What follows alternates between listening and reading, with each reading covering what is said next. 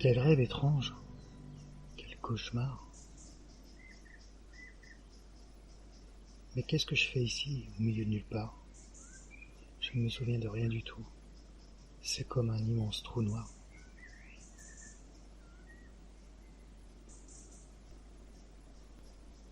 Il faut que j'essaie de me repérer pour savoir où je suis.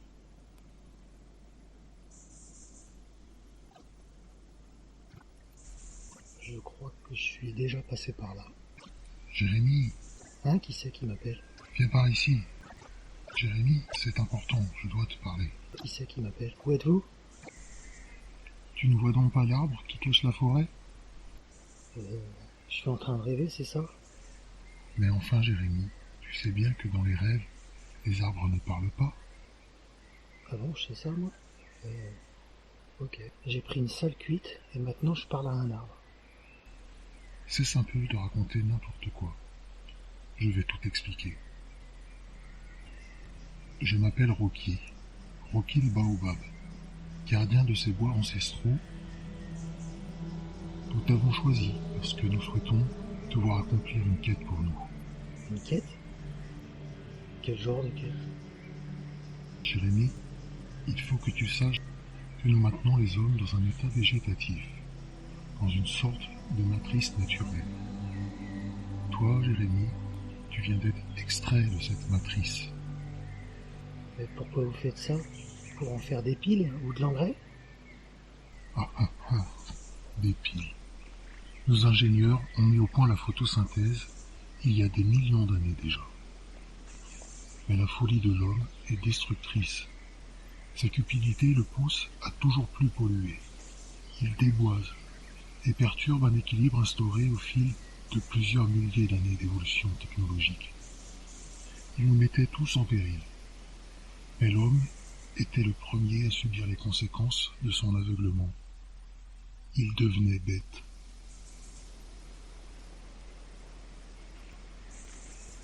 Et c'est pour ça que tu es là, Jérémy. C'est toi qui vas nous aider. Il est grand temps que cette folie cesse. Autrement, vous êtes tous condamnés à disparaître. Vous aider? Mais comment je pourrais vous aider? Je suis même pas sûr de comprendre. Tu dois redécouvrir la vraie nature de l'homme. La faire connaître et accepter les autres hommes. Pour cela, tu as un long chemin à parcourir. Un chemin semé d'embûches et de dangers. Le danger, si je comprends bien, c'est plutôt qu'on vous transforme en bûche. Ça me freine un peu ce boulot. On dirait un travail à la chaîne. Et je pense pas être l'arbre de la situation. Tu n'as pas le choix, Jérémy. L'homme s'éteint à petit feu. Admettons que je sois celui que vous avez élu. Qu'est-ce que je dois faire exactement? La nature de ta mission, tu devras la découvrir seul, sur les sentiers où te conduira ton instinct de primitif. Maintenant pars, et ne te retourne pas, et t'empresse.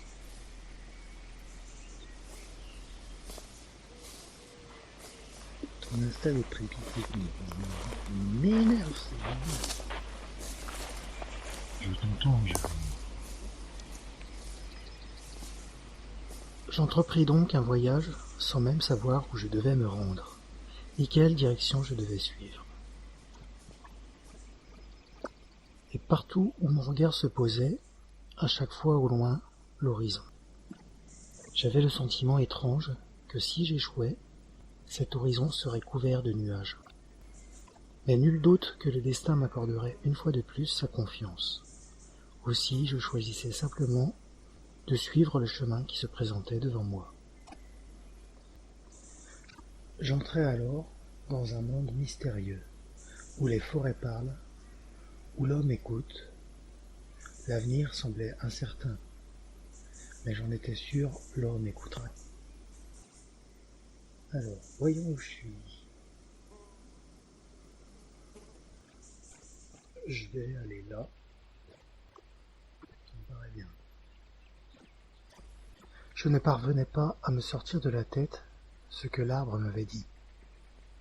Quels pouvaient être les dangers qui m'attendaient? Tout me semblait tellement paisible, en harmonie et si calme. Les obstacles et les embûches, je parvenais à les franchir avec une facilité déconcertante, comme si la nature m'ouvrait la voie. Et mieux encore, elle m'envoyait toutes sortes de signes que je n'avais qu'à suivre. Alors, je me demandais, est-ce que le danger, finalement, ne serait pas l'homme lui-même? Un homme enraciné dans le vice? Pourquoi je dis ça, moi? Ouais, que je parle comme un arbre. Le moment était venu pour moi de trouver un endroit où passer la nuit. Installé confortablement au pied d'un arbre torturé, je regardais le soleil embraser l'horizon, et je ne songeais qu'à une chose. Regardez, tout simplement.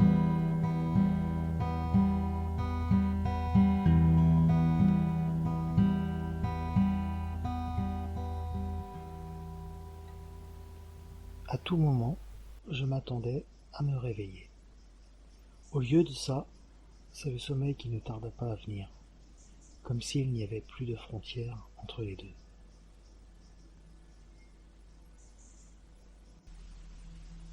N'oublie pas, souviens-toi de ta quête. Réveille-toi, réveille-toi, réveille-toi, réveille-toi.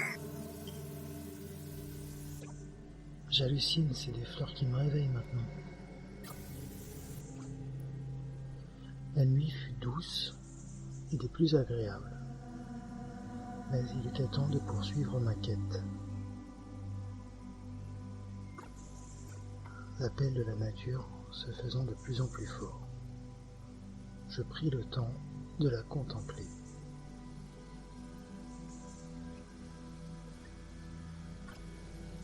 Cependant, très vite, les premiers imprévus se présentèrent.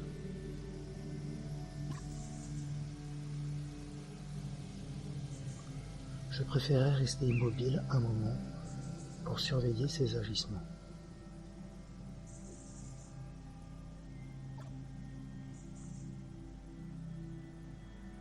Je savais bien qu'il m'avait vu, même si j'essayais de me faire le plus discret possible. Il parvenait à capter toute mon attention, comme pour tenter de faire diversion.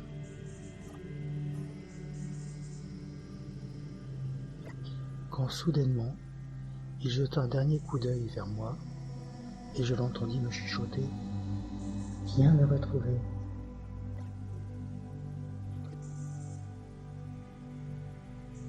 Aucun doute, ça avait tout l'air d'un piège, et je comptais bien m'y précipiter.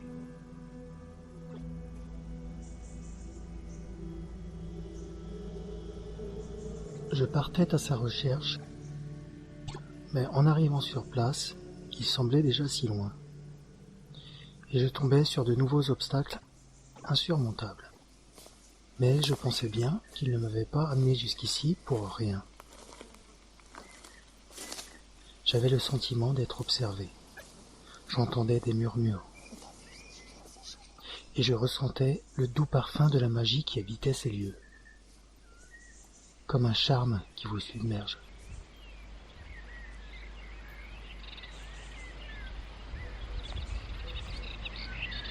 Mon instinct m'invitait à suivre toutes les pistes et je les suivais.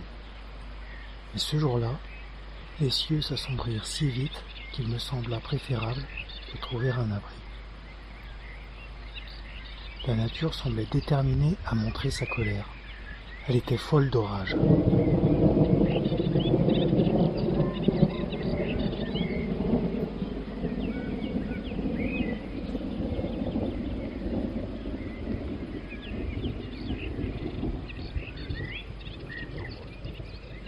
Elle reprochait aux arbres d'avoir remis un homme dans le circuit sans la mettre au courant. La tension était palpable, l'atmosphère électrique.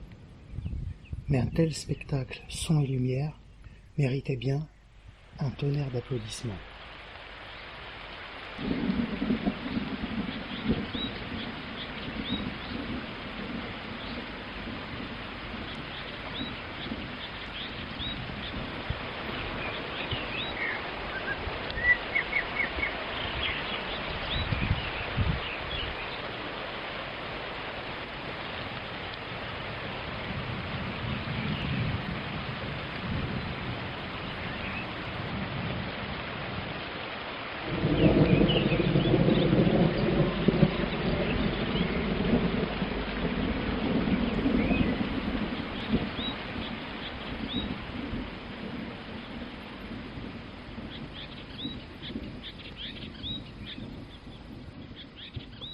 petit matin, cependant, le calme était revenu.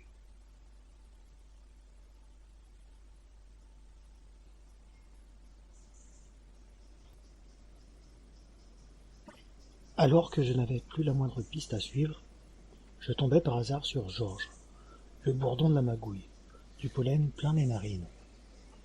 Il tenait un bibise fleurissant, avec quelques travailleuses du miel qui pompaient un peu de nectar dans les sous-bois.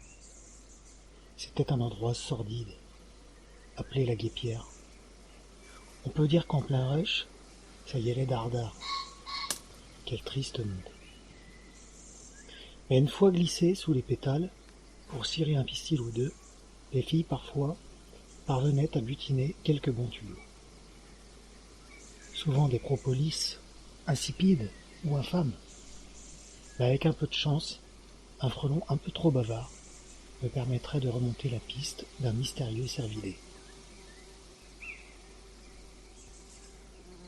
En sortant des sous-bois lugubres de Georges, je ne pus que constater une fois de plus la griffe de l'homme.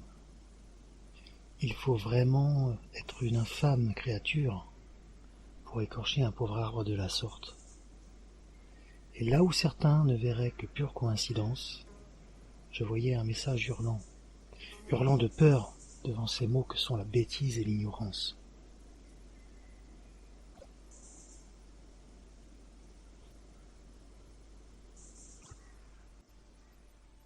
Derrière moi, j'entrevis la lune qui posait sur moi un regard envieux.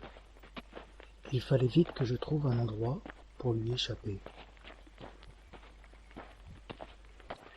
Elle était là partout. Je ne savais plus quoi faire. Laisse-moi, lui dis-je, mais si près du but, il ne me laissa point. Qu'est-ce qu'il a?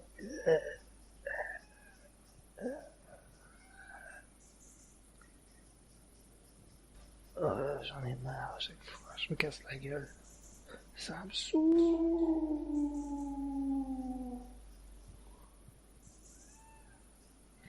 Mais ce soir-là, je compris que je faisais partie de la nature. Et elle faisait partie de moi.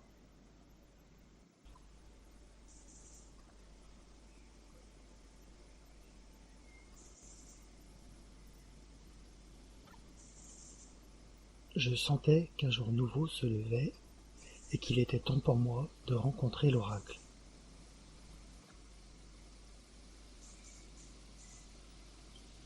Le frelon bizarre avait dit aux abeilles qu'on pouvait le trouver à méditer au milieu des coquelicots. Et c'est ici que je le retrouvais. Mais il m'échappa une fois de plus.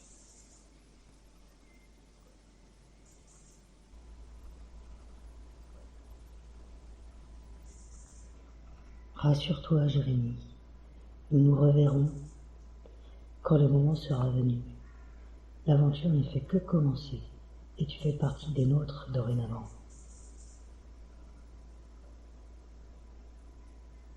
La nature est telle une grande toile que la vie a tissée, peinte de 1000 couleurs, et où chacun peut se connecter.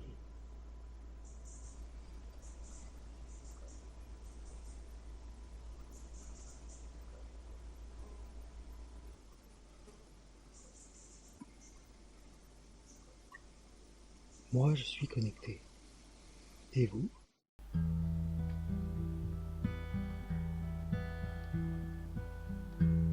J'en ai marre, chaque fois je me casse la gueule. Ça me saoule.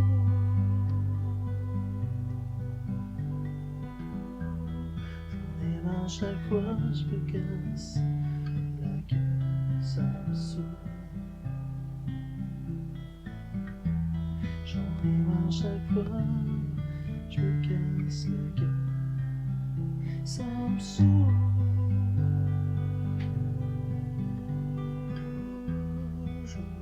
Chaque fois, je me casse la